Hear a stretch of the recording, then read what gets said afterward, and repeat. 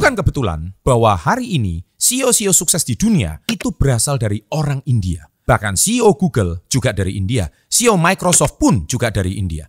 Pasti ada yang bisa kita pelajari dari orang India ini.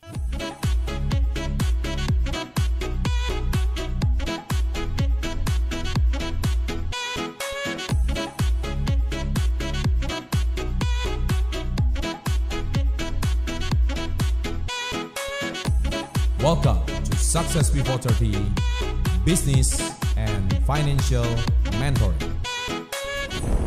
Sahabat entrepreneur, salam hebat luar biasa. Welcome back to channel Success Before 30. Bagi penonton baru, selamat datang di channel kami. Channel kami selama 10 tahun terakhir konsisten membagikan konten edukasi, pendidikan finansial, pengembangan diri, motivasi, dan sebagainya. Dan tentunya pasti bermanfaat untuk Anda. Dan kali ini kita akan belajar kenapa kok orang India itu banyak sekali yang bisa sukses. Bahkan lebih dari 50% orang-orang India, 50% CEO sukses di dunia itu berasal dari India loh. Di sini ada beberapa alasannya. Yang pertama adalah orang India itu ternyata beradaptasi dengan kondisi. Maksudnya itu apa? Kita tahu sendiri kalau Anda melihat film Slumdog Millionaire, ya itu betul-betul kondisi kumuh di India. Karena saya sendiri juga pernah ke India ya. Jadi saya itu tahu percis bagaimana India itu masih dibedakan dengan sistem kasta. Jadi kalau kaya banget, miskin banget gitu. Dan pembatasnya itu jelas banget. Dan jangan harap orang miskin itu bisa kawin sama orang kaya. Itu kayaknya sistem kasta sampai sekarang, meskipun katanya sih negara demokrasi, tapi itu masih kental banget di India. Kayaknya agak sulit banget. Dan orang-orang India ternyata memiliki kemampuan tersebut di atas orang kebanyakan. Terlebih-lebih di orang India yang hidup di Amerika. Anda harus mengatasi masalah yang kerap kali dibuat oleh negara atau masyarakat yang tidak adil. Dan karena orang India sudah terbiasa susah di negaranya, pergi ke Amerika sebagai perantau pun susah kuadrat gitu. Belum lagi masalah bahasa. Bahasanya orang India, Inggrisnya sih berbeda gitu ya. I think when I read it, it was a big relief because I did share it with a couple of my friends. Tapi karena mereka tuh berangkat dari kondisi susah, mereka itu udah terbiasa dengan kesusahan. Akhirnya mereka harus bisa beradaptasi dengan kondisi. Bukankah kita tahu ikan yang kuat adalah ikan yang melawan arus, bukan ikan yang terbawa oleh arus. Nah, catat itu. Nah, alasan kedua, kenapa kok orang-orang India, banyak sekali CEO sukses itu berasal dari India. Orang India itu terkenal rendah hati. Mereka terkenal lebih tenang dan mereka itu orang-orang spiritualis. Sebagian orang kelahiran India pasti pernah merasakan hidup dengan ketidakpastian. Kondisi negara dan kehidupan yang tidak menentu, hingga birokrasi yang tidak jelas, membawa mereka itu ke dalam sebuah pekerjaan. Terlepas dari itu, orang India ternyata menjadi pekerja yang tekun. Bahkan perusahaan selalu memperhatikan aspek ini sehingga mereka mendapatkan karir yang baik. Perjalanan karir yang bermula dari bawah inilah yang membuat mereka itu menjadi pribadi yang kuat, berdedikasi, serta rendah hati. Kita kenal seperti tokoh-tokoh yang kamu kenal seperti Parag Pichai atau Arvind memiliki sifat tersebut. Dengan pembawaan yang ideal itu mereka bisa mencapai posisi tertinggi. Anda mungkin nggak kenal nama CEO, tapi Anda pasti kenal Microsoft. Anda juga pasti menggunakan produk Google. Anda nonton YouTube ini pun produk dari Google. Dan kita tahu kenapa kok mereka bisa menduduki posisi puncak tersebut. Saya sendiri waktu saya ke India, saya itu kan pernah keliling di kota-kota tertentu yang orang nggak mau pergi. Anda jangan cuma pergi ke Mumbai, yang mana Mumbai itu seperti kayak Hollywoodnya India gitu. Itu kan pusatnya Bollywood dan itu pusatnya jet set di situ. Saya pergi ke kota-kota terpencil, saya pergi ke kota-kota yang sangat kumuh seperti di Kalkuta. Nah, di situ saya perhatikan memang India beberapa tempat memang masih kumuh. Apalagi kalau Anda lihat makanannya ya. Lalat di mana-mana. Percis kayak Indonesia di tahun 70-an deh. Ya, jadi saya sendiri juga agak takut karena takut kena tifus ya atau takut kena bakteri yang dibawa dari lalat gitu.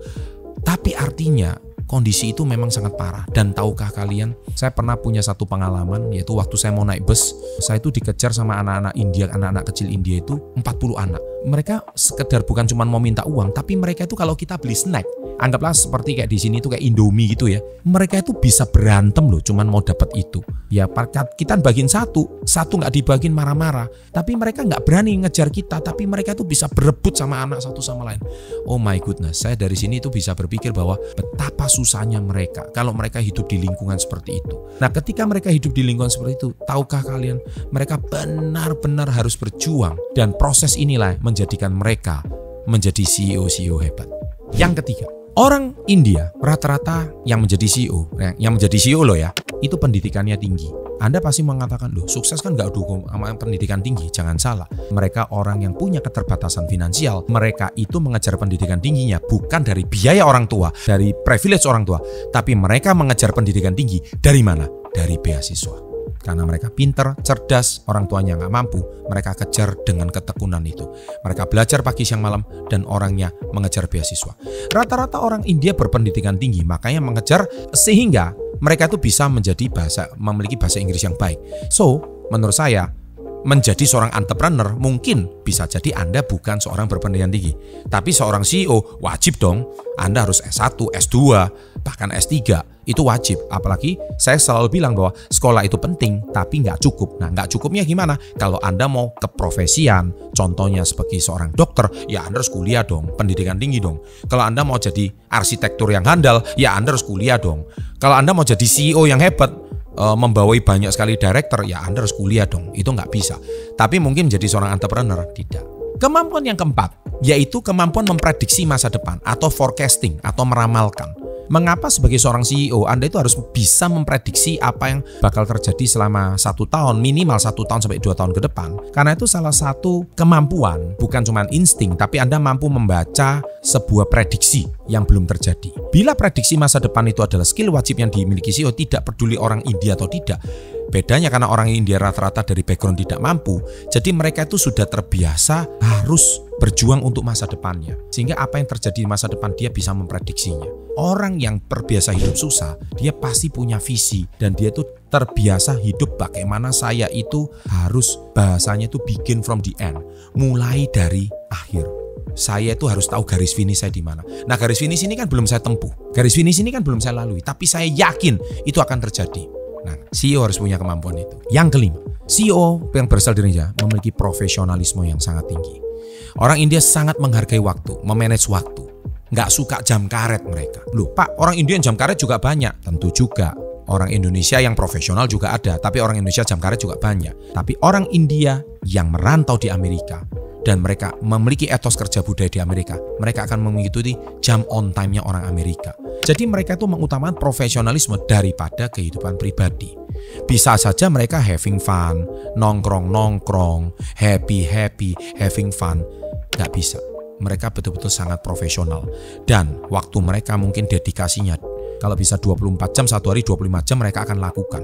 Karena mereka terbiasa lapar, mereka terbiasa hidup susah. Sehingga mereka tahu persis apa itu artinya profesional. Nah, profesional akan melahirkan totalitas. Jadi kalau bekerja dengan totalitas, otomatis Anda tidak akan main-main. Anda akan melakukan segala sesuatunya lebih cepat, lebih baik daripada orang lain. Dan yang keenam, orang India, CEO orang India menghargai perbedaan. Timnya rata-rata multicultural. Mereka menghargai perbedaan, maka orang India bisa bekerja di multikultur. Multikultur membuat sebuah perusahaan jadi bagus. Jadi Anda di dalam perusahaan Anda ada orang Asia, ada orang Korea, ada orang China, ada orang Afghanistan, mungkin juga ada orang bule Amerika, ada orang Nigeria. Mereka udah terbiasa multikultur. Kenapa? Karena mungkin basicnya orang India itu kan spiritualis ya. Jadi mereka itu biasa menghargai perbedaan, bukan cuma homogen. Nah, saya sendiri juga punya teman orang India yang tinggal di Amerika. Dan memang karakternya seperti itu. Kakak saya juga tinggal di Amerika. Kakak saya adalah bahkan warga negara Amerika. Bahkan beberapa rekan kerjanya orang India. Dan saya tahu persis bagaimana orang India itu etos bekerjanya seperti itu. Dan mereka tuh sangat tenang, tidak emosional. Itulah ciri khas orang India. Saking tenangnya kadang-kadang seringkali mungkin terkesan lelet, padahal mereka itu sangat tenang. Nah, kita lihat siapakah CEO yang berasal dari India. Kita lihat CEO Adobe, Santanu Narayan, orang India. Kita lihat CEO dari Alphabet, the parent company of Google, Sundar Pichai, orang India. CEO Microsoft, Satya Narayana Nadella, orang India.